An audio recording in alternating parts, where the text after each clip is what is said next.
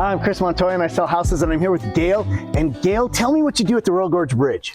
I'm the sales and events manager, so I'm responsible for bringing the large bus groups to the park and really just offering great discounts for anybody who has groups of 20 or more. 20 or more groups? And what is the coolest thing you have new at the Gorge? Oh, our clear floor gondolas, that's an easy one. Holy cow, is that beautiful. Isn't it great? Oh my gosh, how high are we above the bridge? Well, above the bridge? No, above the river. Well, the deck of the bridge is 956 feet. When you're on the gondola, you're a little bit over 1,000. Wow, Yeah. And the views through the floor? Yeah, right? It's a whole new perspective. I couldn't believe it. It was a little scary, to be honest with you. A little scary, but beautiful. Oh my gosh. Yeah, I gotta tell you, the first time I rode it, it's like I looked down the whole way and I thought, oh, I forgot to look out the side windows. There's still views out that way too. I totally missed a lot of the side window shots because I was like, the floor shots are so cool. You can't take your eyes off of it. Yeah, and you guys still have the sky coaster. What else you guys have here? Well, we have our zip line, of course, you know, highest zip line in America. Travel Channel rated it the #1 bucket list item in Colorado at one time. So yeah, totally hands-free.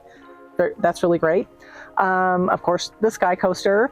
We also have our Via Ferrata, if you've never done that.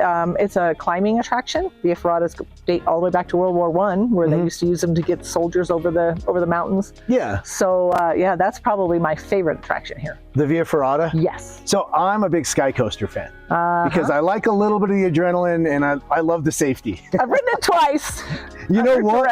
That one will get you going. It does. It gets your heart rate going. They don't call it the world's scariest sky coaster for nothing. It is no joke, for sure. Right. So I see a lot of attractions. What's the one thing about the Gorge area that most people, the visitors, kind of miss? The one thing they miss? Let's see. I would have to say, isn't that funny? I can't even think of anything that they miss. Oh, as far as what used to be here and is no longer? No, I mean, like they come here, they didn't do that. Oh, okay. Because we don't want them to miss anything. Of course not. Well, sometimes I'd say probably the zip line and the sky coaster, just because they are extra pay rides. Yeah. They're not included in the general admission, but we can't include them because there's height and weight restrictions, and why would we charge people for something that they can't ride? True. No, it makes sense. So I think a lot of times it might just be that case where it's like, oh, I didn't get to see that.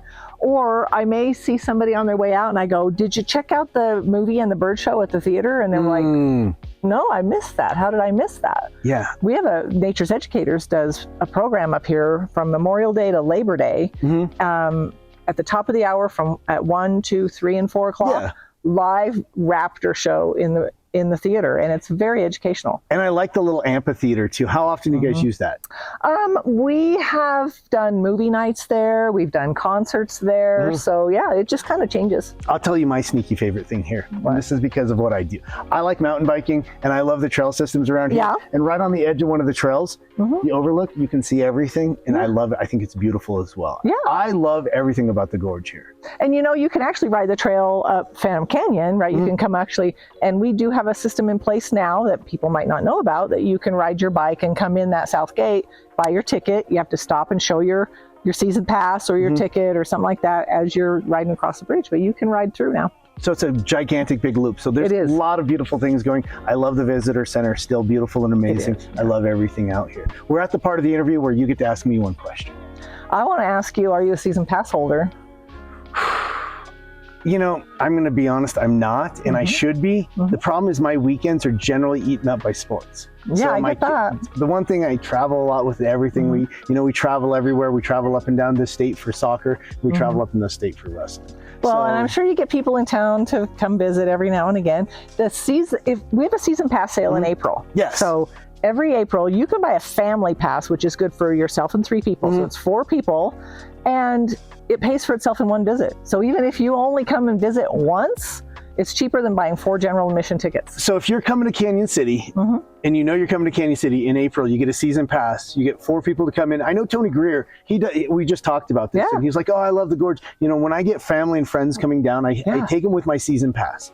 And, you know, I take them in, we show them the place, and they're always blown away because the Gorge is spectacular. Yeah, we've had real estate agents who purchase season passes as a gift for somebody when they buy a house.